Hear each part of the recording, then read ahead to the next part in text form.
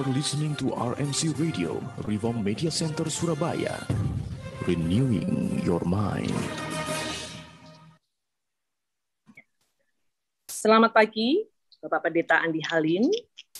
Selamat pagi, Bapak Ibu sekalian yang tergabung di dalam RMC Today. Seperti biasa, pada pagi hari ini kita akan bersama-sama untuk melanjutkan kembali obrolan kita tentang pencobaan. Sekarang pada pagi hari ini masuk yang bagian sesi pencobaan yang ke-11 ya, Pak Andi ya. Dan iya, Meta.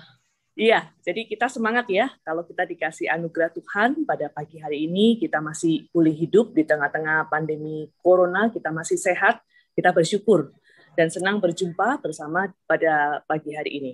Pada pagi hari ini kita akan kembali untuk mendengarkan apa yang akan disampaikan oleh Bapak Pendeta Andi Halim tentang pencobaan dan buku yang digunakan, kita bersama-sama bisa baca mungkin tentang pencobaan dari John Owen ya Pak Andi ya, yang akan memperkaya kita. Dan kemudian jika ada pertanyaan, boleh disampaikan lewat WA, atau yang berada di Zoom ini boleh langsung untuk membuka kamera, unmute ya, kemudian kita akan bertanya secara langsung. Pertanyaan lewat WA bisa disampaikan di 0822 3066 4622. Atau yang tertera di sini Pak Andi, ini ada di chat, ada WA 0813. Ya, Bapak Ibu juga bisa melihat di chat ada nomor WA yang sudah tertera di chat itu. Tanpa berpanjang lebar lagi, saya serahkan kepada Pak Andi Halim untuk menyampaikan daripada firman Tuhan pada pagi hari ini. Oke, saudara yang dikasihi Tuhan, mari kita berdoa, kita mohon pimpinan Tuhan. Di dalam kita akan belajar firman Tuhan bersama. Bapa yang di surga, kami datang kepada Tuhan, kami mohon pimpinan-Mu dan kami mohon anugerah-Mu, karena kami orang-orang yang tidak layak sama sekali untuk boleh mendengar firman-Mu, untuk boleh mempelajari firman-Mu. Kalau sampai hal ini bisa terjadi, itu semua semata-mata karena anugerah Tuhan.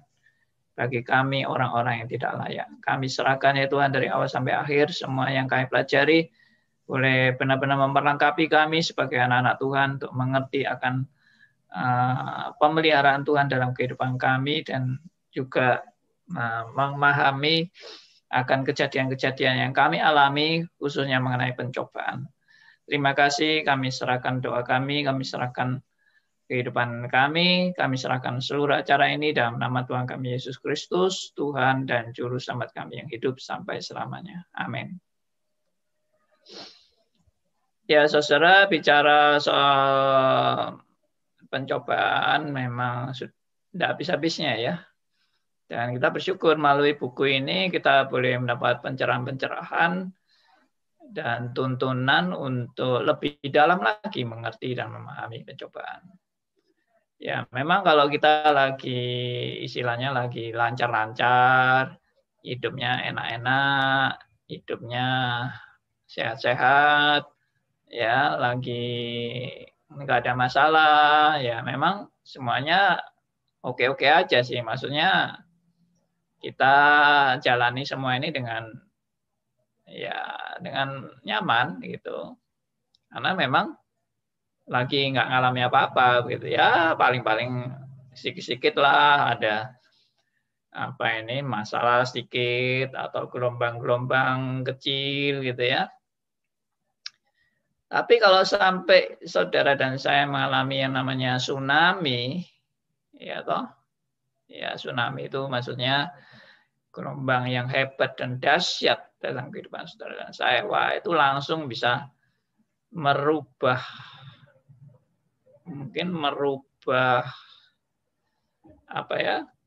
segalanya, merubah berpikir kita, merubah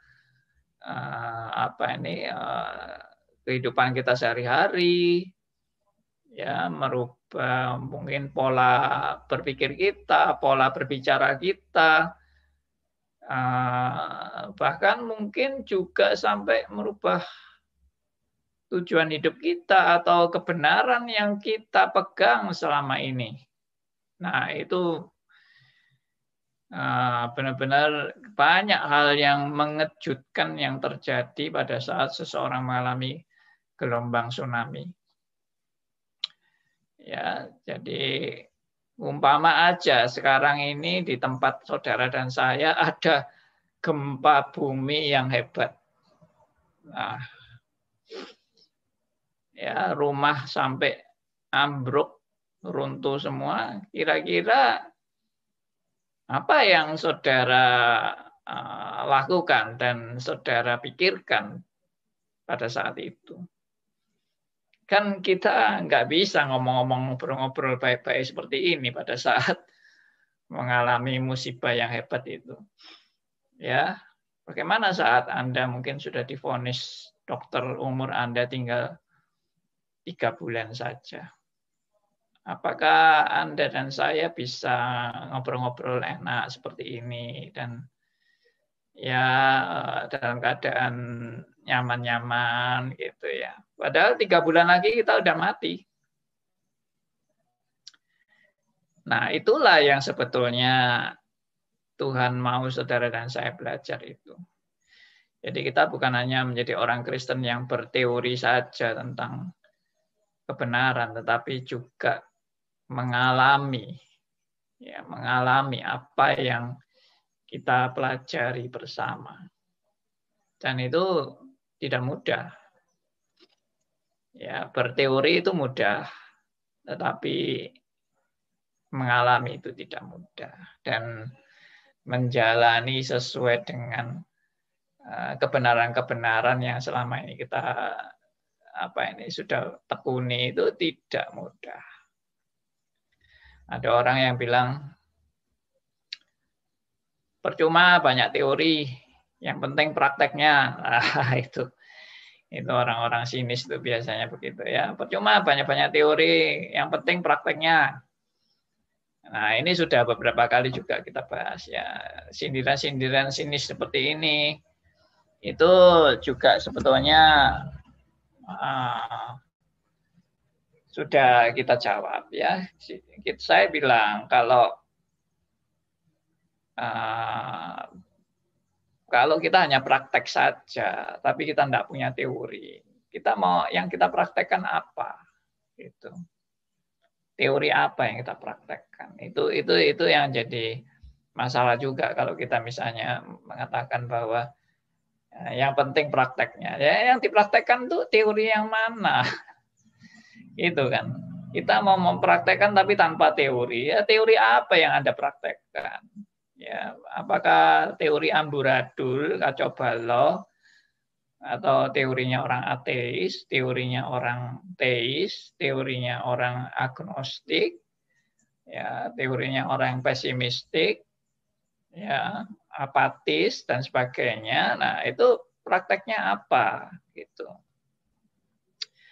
Nah, makanya kalau dengan demikian saya tetap memilih orang tuh harus belajar untuk mengenal teori yang benar dulu. Jadi memang apa yang kita pelajari itu untuk memperlengkapi pada saat kita mengalami masa-masa sulit itu. Ya, ada yang bilang percuma teori tapi tidak bisa mempraktekkan. Teori itu adalah bekal. Ya, teori itu membekali. Dan mempraktekkan itu memang pelajaran tersendiri dari bekal yang sudah kita dapat. Nah, kalau bekalnya itu keliru atau bekalnya itu sudah sesat, maka waktu mempraktekkan juga ya sesat juga dong, karena sesuai dengan teori yang kita kenal yang sesat itu. Jadi sebetulnya teori yang benar itu membekali. Sedangkan mempraktekkan itu memang pelajaran tersendiri mempraktekkan itu ya, sama seperti misalnya belajar berenang ya. Belajar berenang itu ya dikasih teori dulu berenang itu bagaimana, berenang yang benar bagaimana, dan mempraktekkan itu ya pelajaran tersendiri setelah dapat teori tentang berenang yang baik itu bagaimana ya.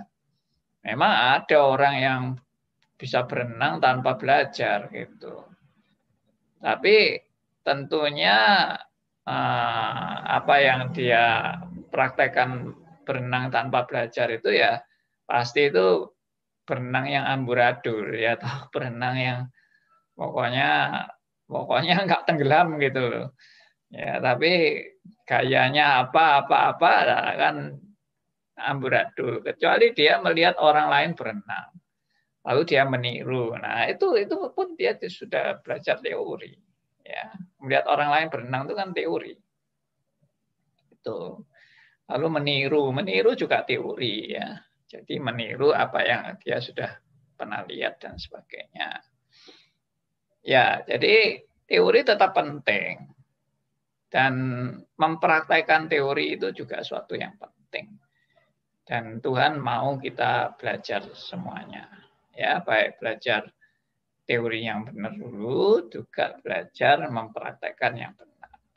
Nah, ini biarlah menjadi satu pergumulan kita di dalam menghadapi pencobaan-pencobaan. Dan memang suatu saat kita pasti menghadapi yang namanya tsunami itu. Jadi saudara enggak usah khawatir kalau misalnya apa aku nanti atau aku moga-moga enggak mendapat tsunami dalam hidupku. Aku hanya mendapat yang biasa-biasa aja. Itu menurut saya enggak ada gunanya berharap seperti itu. Karena tsunami itu pasti muncul. Jadi munculnya itu memang bisa 1001 macam tsunami ya. Tsunami itu bisa masalah keluarga, bisa masalah keuangan, bisa masalah kesehatan, bisa masalah pekerjaan, ya masalah bisnis, ya dan macam-macam 1001 macam masalah dalam hidup kita, termasuk masalah duka cita, ditinggal orang yang kita kasihi. Ya, termasuk kalau kita juga mengalami tadi divonis dokter dan sebagainya. Itu tsunami-tsunami seperti itu saudara jangan mimpi enggak pernah ada, karena pasti ada. Saya yakin pasti ada. Saya bukan mau mendoakan orang untuk dapat tsunami yang menyakitkan, tetapi nah itu konsep kita itu menghadapi tsunami ini justru seharusnya realistis gitu. Hidup itu hidup yang realistis. Ya, kita memang punya idealis ya, tapi juga realistis. Ideal yang realistis artinya kita tetap punya berpegang pada kebenaran-kebenaran yang Tuhan ajarkan kepada kita, tapi kita juga menghadapi realita di mana waktu menjalani kebenaran-kebenaran itu realitanya bagaimana, itu kita juga hadapi. Ya, contoh misalnya Tuhan ingin kita itu bersandar kepada Dia. Tapi realitanya kita seringkali tidak bersandar. Nah itu, jadi bagaimana menghadapi realita dengan keadaan kita seringkali justru tidak bersandar kepada Dia. Ya, bagaimana kita ini ternyata begitu lemah dan kita butuh banyak bimbingan dan pertolongan daripada Tuhan. Nah itu yang harus kita juga lihat realitanya. Kita bukan Superman. Kita bukan orang hebat. Seringkali kejatuhan orang Kristen juga karena melihat orang-orang yang hebat. Wih, hamba Tuhan tuh hebat ya. Luar biasa ya. Keluarganya begitu harmonis. Aduh, tutur katanya begitu halus ya. Waduh, orangnya begitu suci, begitu bersih, ya, begitu murni, ya, begitu tulus, ya. Pokoknya wah, melihat hamba Tuhan itu sudah kayak melihat malaikat. Nah, orang seperti ini adalah orang-orang yang terbuai oleh tipuan-tipuan fenomena. Bahwa dia melihat hamba Tuhan yang sempurna itu, dia pikir benar-benar hamba Tuhan itu sempurna, benar-benar hamba Tuhan itu nggak ada kelemahan dan kekurangan, benar-benar hamba Tuhan itu tulus 100%, nggak ada motivasi yang tanda petik di balik semua yang dia lakukan. Dia tanpa dosa sama sekali, tanpa kelemahan sama sekali, ya murni, bersih, keluarganya baik, tidak ada cacat celah dalam keluarganya. Nah, itu namanya utopia, ya. Utopia. Ya, orang seringkali bermimpi tentang keindahan yang dalam mimpi-mimpi yang tidak realistis. Nah, ini yang kita pelajari sebetulnya. Jadi saya itu melihat reform itu bukan mengajak orang bermimpi untuk hal-hal yang idealis yang tidak sesuai dengan Alkitab, tapi kita menghadapi realita dan kebenaran yang nyata. Makanya saya juga bersyukur dengan doktrin reform ini yang seimbang, ya, mengajarkan kebenaran dan mengajarkan realita dalam keseimbangan. Jadi saudara salah kalau melihat hamba Tuhan itu sampai begitu sempurnanya, lalu saudara sampai memberhalakan hamba Tuhan itu, sampai saudara mendewa-dewakannya, sampai saudara memuja-mujanya, sampai mata saudara itu sudah nggak bisa melihat kelemahan-kelemahan lagi dari hamba Tuhan itu. Nah, itu sudah nggak benar. Itu bukan ajaran reform. Ya, itu kita sudah terkontaminasi oleh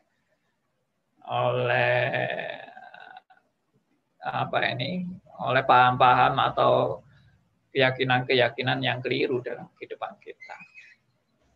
Nah, itulah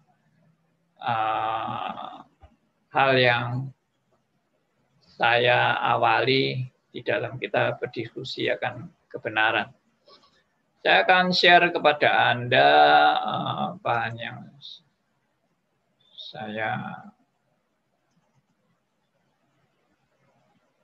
kita baca dari bukunya John Owen tentang pencobaan ini. Ya, kita sudah membahas ini, ya, bahwa bagian A dari halaman 6, ya, 2A. Jadi Allah memiliki banyak cara untuk menguji umatnya. Lalu A ini, Allah menguji umatnya dengan memberi mereka tugas yang melampaui kemampuan mereka.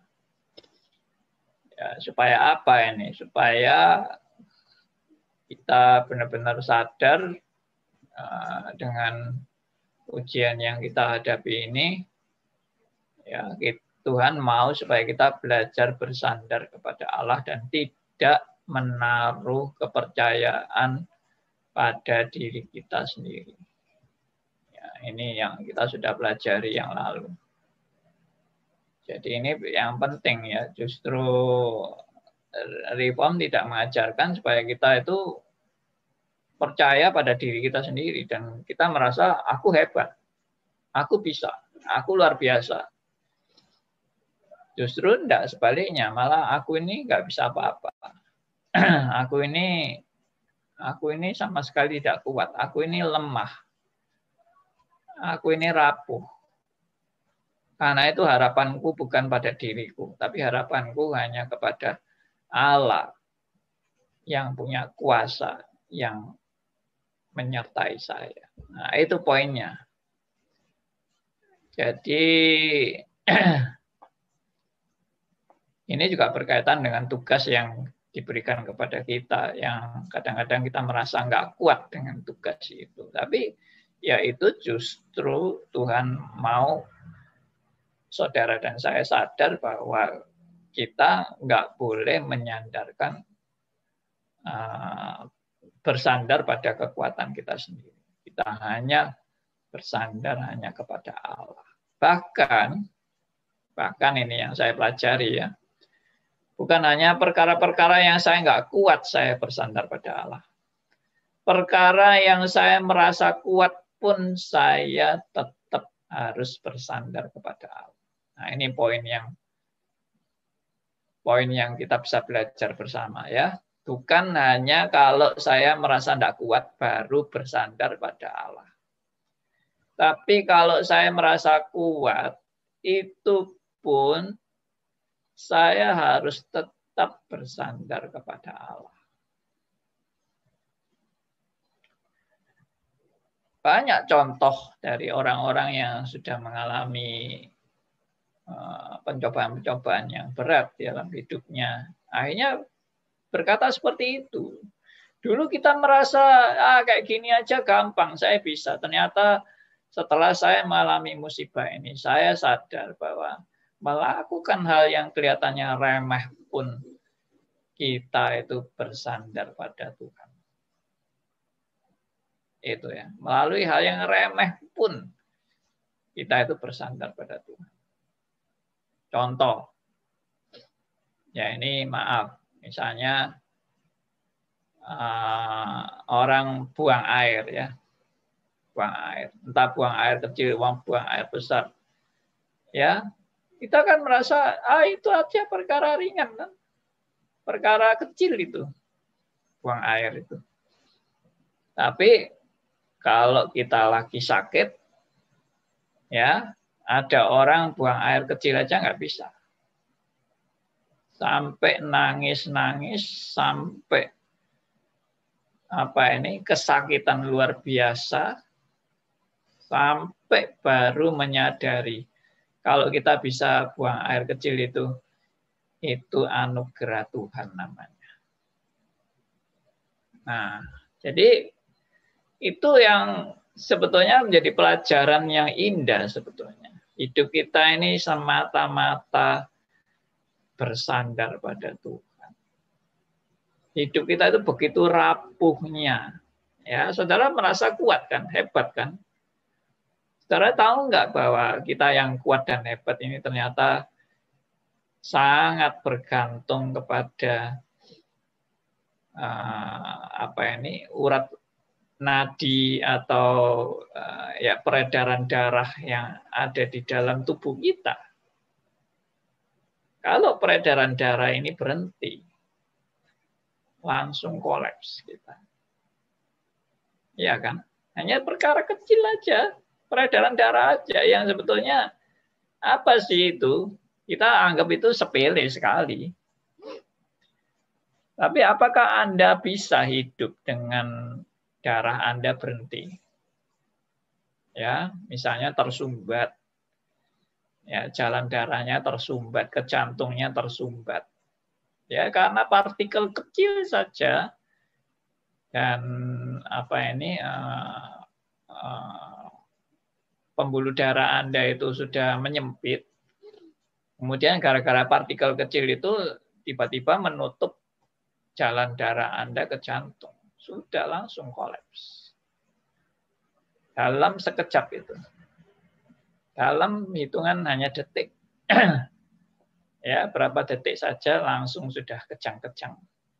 Sudah nggak bisa apa-apa. Itu saya sudah ya istilahnya menjumpai beberapa kasus teman yang lagi sehat-sehat, ya, kuat, ya, dan olahragawan dan sebagainya, tiba-tiba bisa kolaps.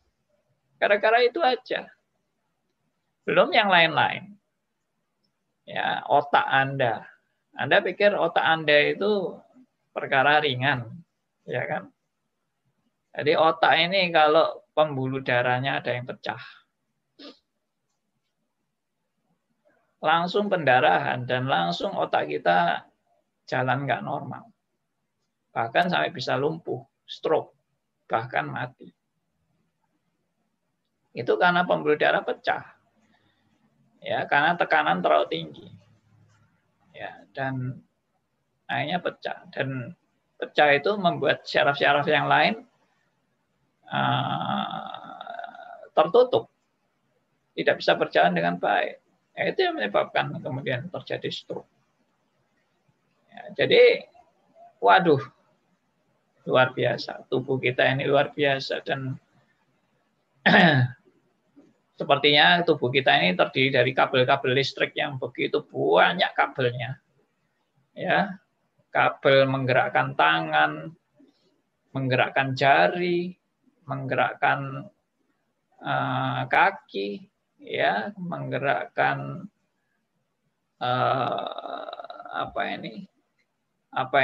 mata kita, ya, wah, banyak sekali. Bayangkan itu kabel-kabel listriknya itu berapa jalurnya. Ya, saudara, sekarang memang ada robot kan.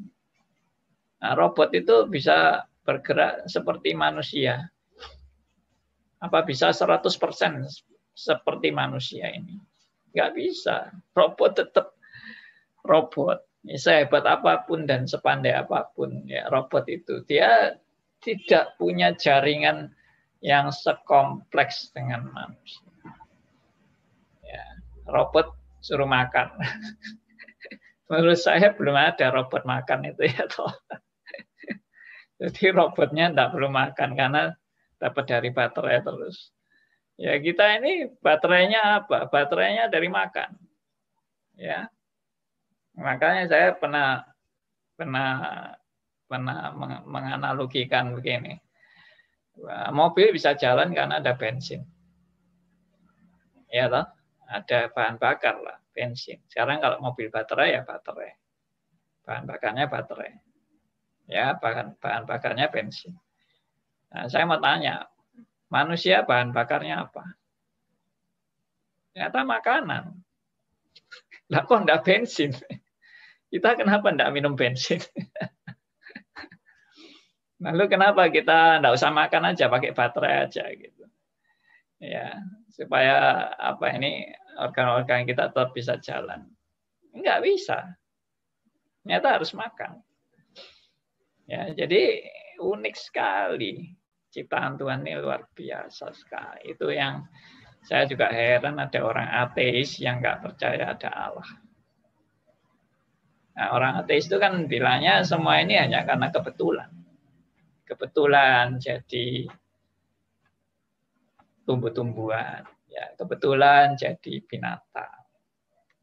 Kebetulan berkembang, makin lama makin sempurna. Kebetulan sampai akhirnya jadi monyet, sampai akhirnya jadi manusia. Itu mana mungkin kebetulan.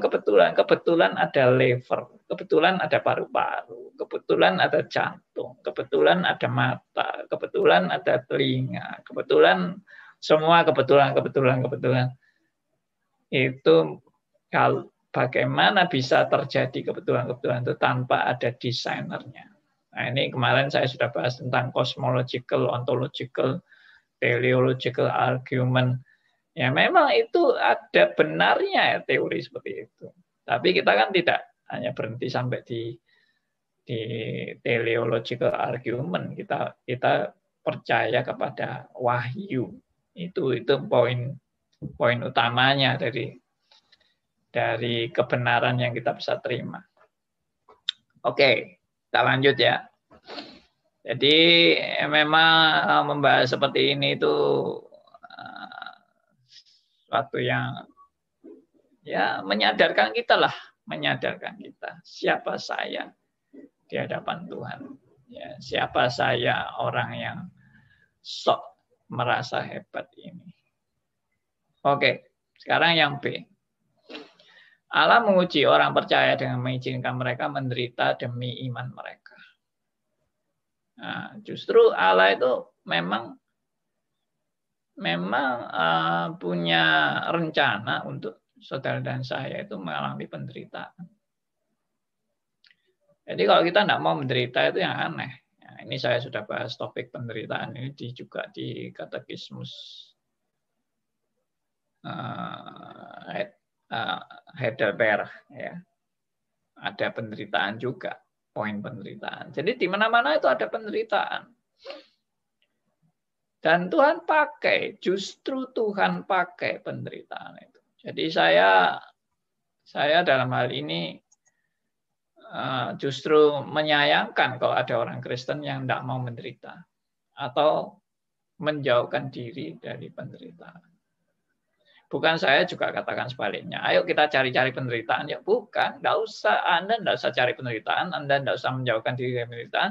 Penderitaan itu pasti datang sendiri sebagai orang percaya. Dan memang Tuhan pakai penderitaan itu. Itu yang saya sudah pernah katakan bahwa penderitaan itu suatu karunia. Terkadang penderitaan tersebut sangat berat, bahkan sampai mati. Nah, jadi saya cukup senang dengan buku ini karena realistis. Bahwa menjadi orang Kristen itu bisa menderita bahkan sampai mati. Jangan bilang, aku nggak mungkin mati. Jangan bilang, aku orang Kristen pasti dipelihara Tuhan dan aku nggak mungkin mati. Itu pendapat konyol sekali dan pendapat yang tidak realistis sama sekali. Ya, ada yang bilang, Tuhan tidak pernah menghendaki kita kematian, menghadapi kematian. Loh, kalau Tuhan tidak pernah menghendaki kita mengalami kematian, justru akan sengsara sekali hidup kita kalau tidak ada kematian. Ya, saudara mau hidup sampai 200 tahun. Jadi apa saudara 200 tahun itu? Jadi tengkorak hidup saudara. Ya. Nah itu. Mengerikan sekali orang hidup 200 tahun itu. Ya, kalau Adam, Hawa, ya itu memang masih belum terkontaminasi ya. Itu masih gennya gen murni dari ciptaan itu, makanya umur sampai bisa 900 tahun dan sebagainya. Ya, itu jangan dibicarakan itu. Kita bicara sekarang ya. Kalau sekarang saudara mau hidup 200 tahun. 120 tahun aja sudah ada orang memang hidup sampai 120 tahun dan itu sudah mengerikan.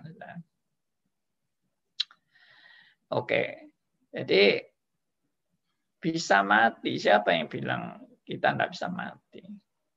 Tuhan itu menyertai kita sampai dalam proses kematian pun Tuhan tetap menyertai kita. Nah, jadi konsep orang itu seringkali kalau Tuhan menyertai, aku nggak mungkin mati. Salah. Anda disertai Tuhan apapun yang saudara alami. Jatuh bangun, ya susah senang, ya menderita atau tidak, sehat atau sakit. Semua Tuhan sertai sampai kematian pun Tuhan sertai. Jadi tidak ada satu momen pun dalam hidup saudara yang Tuhan tidak menyertai. Bahkan saya pernah katakan sampai Anda jatuh dalam dosa pun Tuhan menyertai. Wah, ini pendapat ekstrim ini, pendapat ngaco ini. Kok ngaco bagaimana? Nah, apa Anda mau kalau Anda jatuh dalam dosa Tuhan tidak menyertai kamu? Kalau Anda jatuh dalam dosa dan Tuhan tidak menyertai kamu itu akan binasa pasti. Kalau Tuhan tidak menyertai, kamu akan habis, hancur di dalam dosamu. Itu yang saya maksud. Bukan Tuhan merestui Anda berbuat dosa, bukan. Jangan salah ngerti. Wah, kalau gitu enak ya Pak ya, kita berbuat dosa terus saja, toh Tuhan menyertai. Itu omongan ngawur lagi. Jangan ngomong ngawur-ngawur gitu. Ya, saya katakan Tuhan menyertai kita di dalam kita keberdosaan kita, dalam meskipun kita juga jatuh dalam dosa, Tuhan menyertai kita. Dalam pengertian apa? Dalam pengertian bukan Tuhan merestui dosa kita, tapi dalam pengertian Tuhan tetap mengasihi dan memelihara kita, bukan membenarkan kita berbuat dosa, tapi untuk menjamin saudara dan saya boleh kembali kepada jalan Tuhan. Kalau tidak ada penyertaan itu, saudara sudah tidak ada jalan kembali kepada Tuhan. Kalau tidak ada penyertaan. Saudara kalau jatuh dalam dosa, Tuhan sudah tidak mau menyertai Anda. Anda akan jatuh sampai tergeletak dan binasa. Tapi tidak, kita berkata, walaupun dia jatuh, tapi tak sampai tergeletak. Ya. Sekali lagi, walaupun dia jatuh, tapi tak sampai tergeletak. Itu janji Tuhan. Bukan lalu dia jatuh nggak apa-apa, enggak. Jangan salah mengerti dan jangan memanfaatkan kata-kata seperti ini untuk membenarkan Anda dan saya berbuat dosa. Kita berbuat dosa tetap salah dan tetap harus menanggung risiko dari perbuatan dosa kita. Ya, Tuhan akan menghajar kita dalam perbuatan dosa kita. Menghajar, memukul dengan tongkatnya. Tapi itu pun adalah bagian daripada Tuhan mendidik saudara dan saya melalui penderitaan itu. Ya, jadi saya tidak mengkategorikan penderitaan itu ada orang yang memisahkan penderitaan. Ada penderitaan karena kesalahan kita sendiri, ada penderitaan karena kita mengikut Tuhan. Nah, penderitaan kalau karena salah kita sendiri, ya tanggungan sendiri. Ya, silakan tanggung sendiri. Kalau penderitaan karena mengikut Tuhan, nah Tuhan yang akan menolong kita.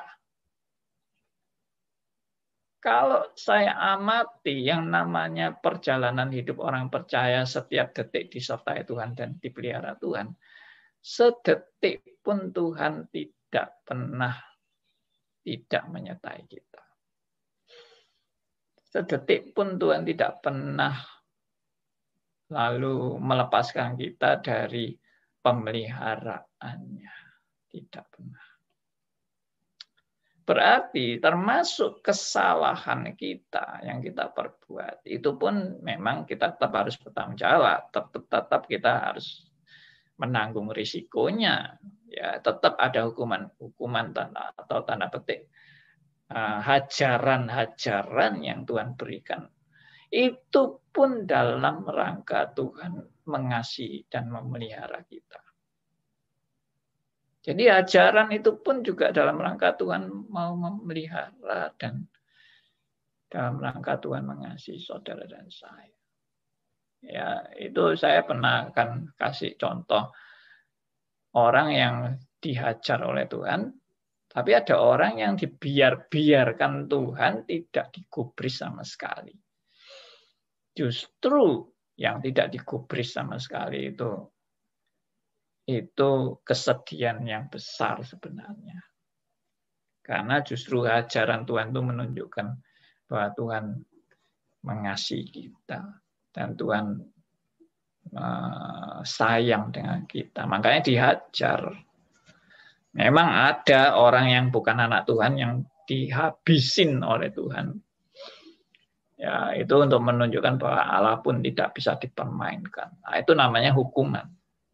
Tapi kalau bagi orang percaya itu namanya pendidikan dan ajaran atau pukulan. Bagaikan bapak menghajar anaknya. Bukan bagaikan polisi memukuli maling. Ya, enggak seperti itu. Ya, oke. Jadi penderitaan semacam ini merupakan suatu ujian yang ditakuti sebagian orang percaya. Ditakuti. Makanya tadi saya bilang sebetulnya justru jangan takut. Kita tahu bahwa Allah begitu mengasihi kita. Dan Dia mengasihi kita dengan memberikan ajaran dan didikan yang luar biasa. Namun banyak orang yang percaya telah mendapati diri mereka menerima kekuatan yang tidak pernah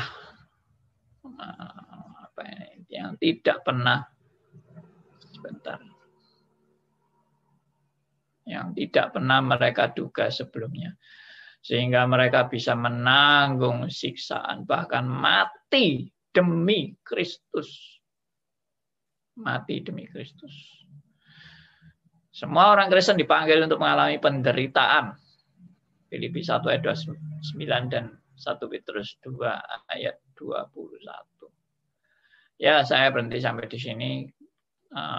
Meta bisa tolong bacakan yang Filipi 1 ayat 29 dan 1 Petrus 2 ayat 21. Ya, Filipi 1 ayat 29. Ya. Sebab kepada kamu dikaruniakan bukan saja untuk percaya kepada Kristus, melainkan juga untuk menderita untuk Dia. Ya. Untuk menderita untuk Dia. Kemudian satu lagi. Ya, dari 1 Petrus 2 ayat 21. 1 Petrus 2 ayat 21. Sebab untuk itulah kamu dipanggil, karena Kristus pun telah menderita untuk kamu dan telah meninggalkan teladan bagimu, supaya kamu mengikuti jejaknya. Ya. Supaya kamu mengikuti jejak Kristus yang sudah menderita. Dan itu menjadi teladan. Jadi saya percaya 100% orang Kristen memang dipanggil untuk mengalami penderitaan. Ya, oke. Ada pertanyaan Pak sampai Andi di sini. di setting? Ya. Dari Silakan. Pak Elia. Ya, saya bacakan. Topik penderitaan saya lihat sebagai berikut. Yang pertama, mendengar saat aman rasanya dan banyak membantu hanya sebagai pengetahuan. Yang kedua, berbeda. Kalau mendengar pada saat sedang mengalami, maka pendengaran itu akan sangat membantu kita dalam mempraktekkan teori yang kita dengar, karena kita sedang dalam kondisi yang kita dengar itu. Yang ketiga, memang mengalami baru bisa merasakan apa yang sudah pernah didengar, bahkan mengatakannya sendiri saat kita berteori. Yang keempat, kita tidak boleh bersandar pada kekuatan kita sendiri. Hal itu juga saya lihat tercermin dari kita melihat posisi kita sekarang sebagai seorang reform. Kita seorang karismatik karena kita masih melihat ada kemampuan doktrinal itu, dan kita mengalami penderitaan dibilang sesat. Demikian kita membuat orang lain menderita dengan mengatainya sesat. Terima kasih. Mungkin ini tanggapannya Pak Andi. Silakan Pak. Yang mau ditanggapi yang mana ini? Buahnya ini. Panjang Pak. Ya, Pernyataan kayaknya itu Pak. kan Elia menyimpulkan ya. Jadi saya oke-oke aja dengan apa yang disimpulkan oleh Bapak Elia ini. Ya. Jadi kalimat terakhir ini yang mungkin agak menggelitik ya. Jadi dari nomor 4, kita tidak boleh bersandar pada kekuatan kita sendiri. Hal itu juga saya lihat tercermin dari kita melihat posisi kita sekarang sebagai seorang reform. Kita seorang karismatik karena kita masih melihat ada kemampuan doktrinal itu, dan kita mengalami penderitaan dibilang sesat. Demikian kita membuat orang lain menderita dengan mengatakannya sesat. Kita membuat orang lain menderita dengan mengatakannya sesat. Ya, penderitaan itu pun untuk membawa orang pada pertobatan. Ya kan? Kalau sampai dia menderita gara-gara kita ngomong dia itu sesat, berarti ada panggilan untuk kembali kepada jalan yang benar.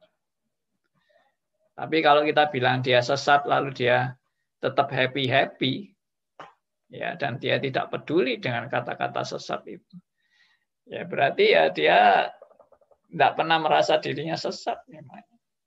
Dia selalu merasa dirinya benar. Ya, saya kenapa kok dari karismatik pindah ke reform? Ya karena saya sadar bahwa itu jalannya yang saya dulu percaya kebenaran ternyata tidak sesuai dengan Alkitab.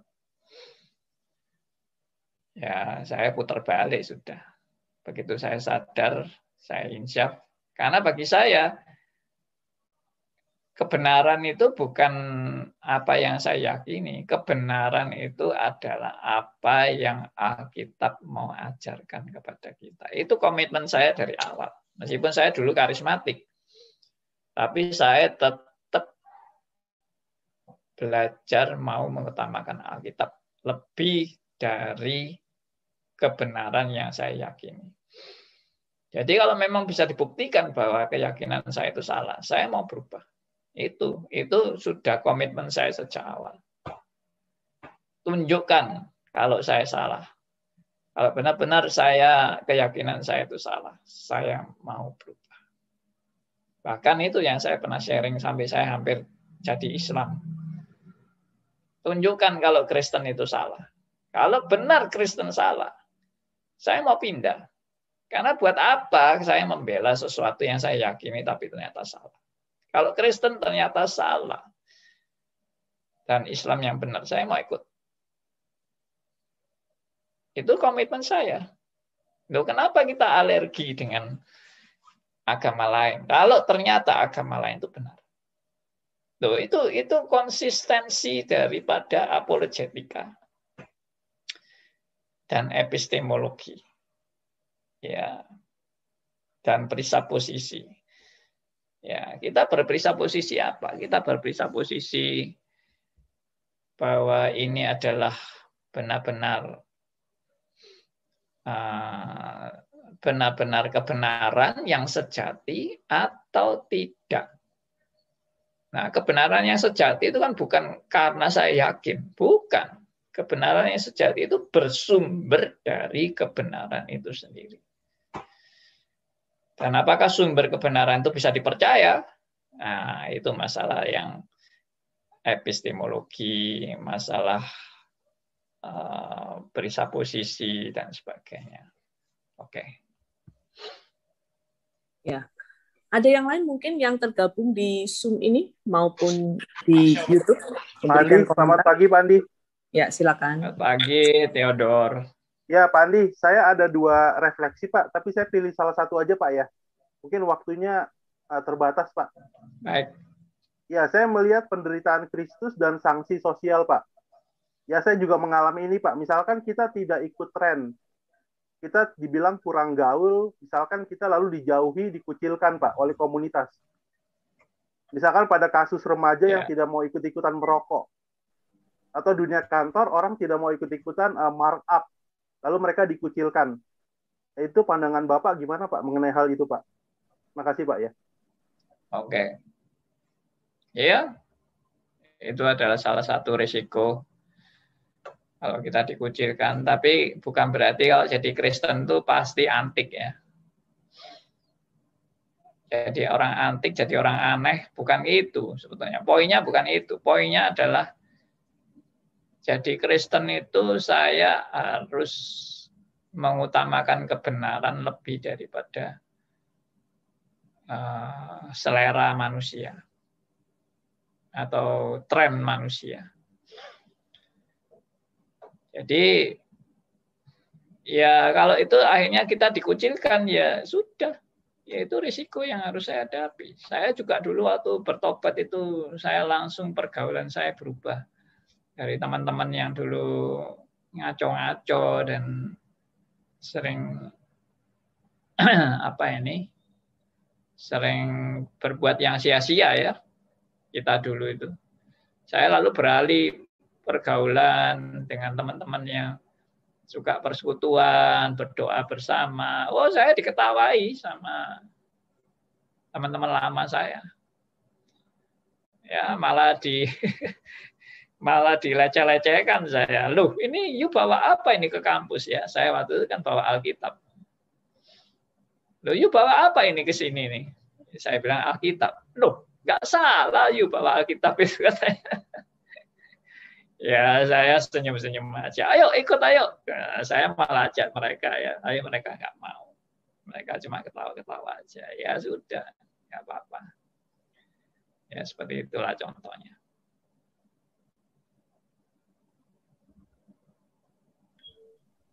Siang Pak Andi.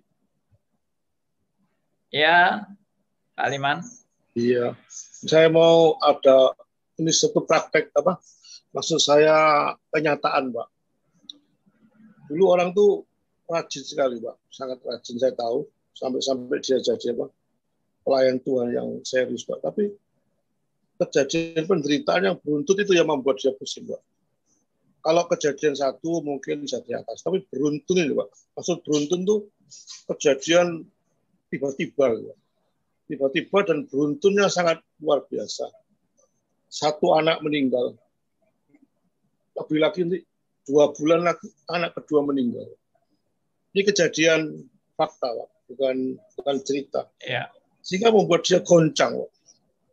Kalau mungkin penderitaan apa gitu mungkin bisa diatasi. Ini beruntun secara luar biasa sehingga dia langsung meninggalkan kekristenan, meninggalkan semuanya. Pertanyaan saya, kenapa sampai begitu, Pak? Apakah sampai sekarang dia meninggalkan? Jadi saya juga menasihati ya bingung ya, memberikan apa solusi. Karena memang beruntunnya luar biasa, Pak. Tanpa bisa dikendalikan. Semuanya berantakan gitu. Maksudnya, kok sampai begitu, Pak? Itu pertanyaan saya kepada Pak Andi Halim. Sampai Ya, kalau bahas itu ya memang hidup itu memang penuh dengan misteri, penuh dengan problema dan masalah, dan bisa beruntun seperti yang tadi dikatakan. Ya mirip seperti Ayub lah. Contoh di Alkitab itu yang paling jelas itu ya, yang beruntun itu ya Ayub, sudah habis-habisan itu. Tapi apakah tidak ada orang seperti Ayub? Ya saya bilang ada. Saya pernah akan kasih gambaran. Saudara pernah tidak membayangkan orang yang kena tsunami? Lalu rumahnya semuanya habis kena tsunami. Satu keluarganya habis semua. Hanya dia yang hidup. Nah, itu rasanya kayak apa jadi orang kayak gitu ya? Nah, hartanya habis semua, keluarganya habis semua dalam sekejap. Sudah, tidak punya apa-apa. Bayangkan, ya, bekasnya pun nggak ada, sudah rumahnya sudah hanyut semua. Kena tsunami itu gimana rasanya? Wah, itu sudah benar-benar saya tidak bisa membayangkan itu kayak gitu tuh gimana.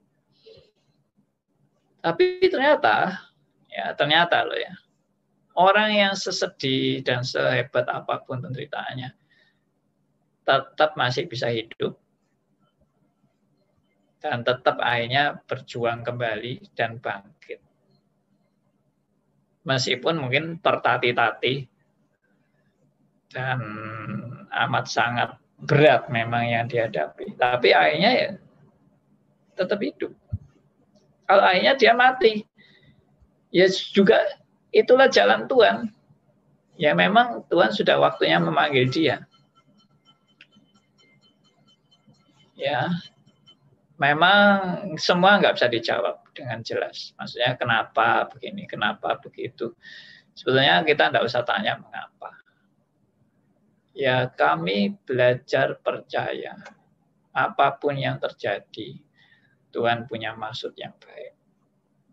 Itu aja yang harus kita komitmen di hadapan Tuhan.